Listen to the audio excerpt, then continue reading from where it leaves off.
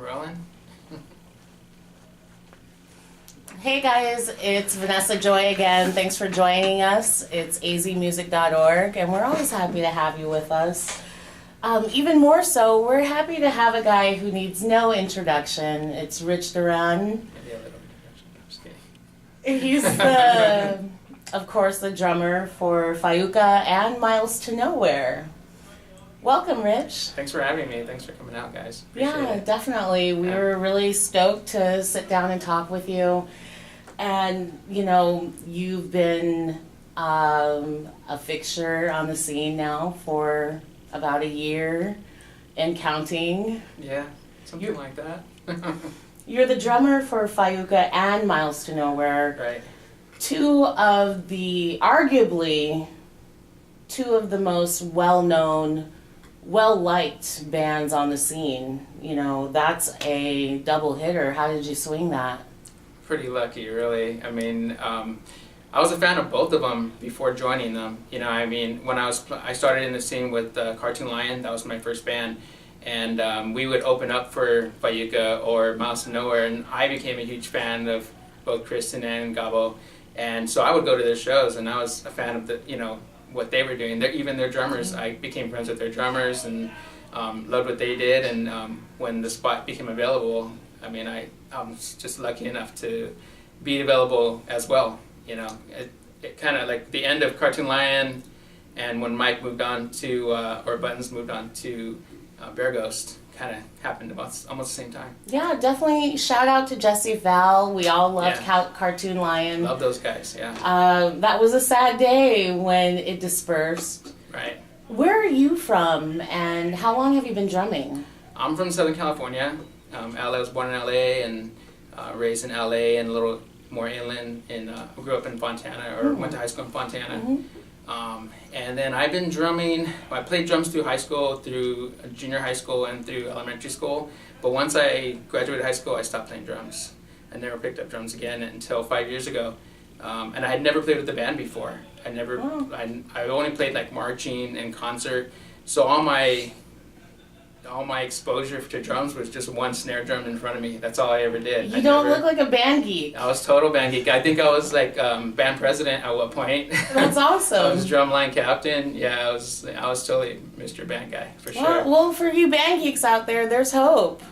That's where I learned all my skills. But yeah, and then to be honest, when Rock Band came out for PlayStation, I had that and I picked it up and I started playing that, and I was like, this is a lot of fun. You know, I think I want to play it with a real kit. So then I had this kit that was for my kids, actually. I've been dragging around for 10, 15 years.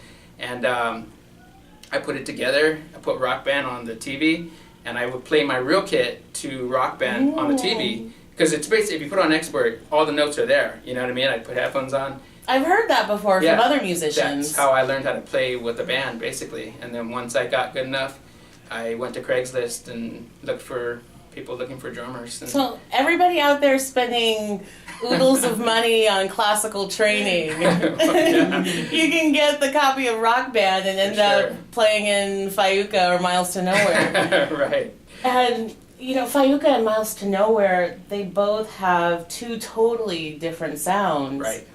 You know, where do you fit in with both of them?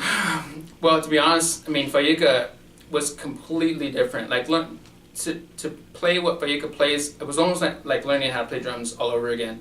I'd never played cumbia. I never played rock, but it was more natural for me to play with Miles to Nowhere because that's kind of what I listened to, was like a lot of punk and punk influences. So that was a lot easier for me to learn. When I went to Fayuca, it was a completely different ballgame, and I had like 3 days to learn how to play Fayuca's music. Once I got the audition and I passed the audition. And we've all heard Fayuca. That's a lofty order. It was really tough. I mean, I thought my arms were gonna fall off. I had played so hard but I attribute like YouTube. You know, I went to YouTube and I watched a lot of videos. Raph, I mean, he's an amazing drummer, and I would watch and study him and what he did, and I mean, just a lot of practice. Well, watching you play, watching you, he's a popular guy. He had to turn off his iWatch. Watching you play high energy is an understatement. Oh, thanks.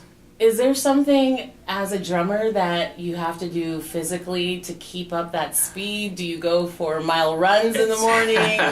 I mean, is it protein shakes before you play? What is it? I mean, I can't speak for all drummers, but I know for me, you definitely have to, it's physical. It's a lot of physical, and so you have to be hydrated, you know, and have the stamina, the cardio. I mean, I don't really run.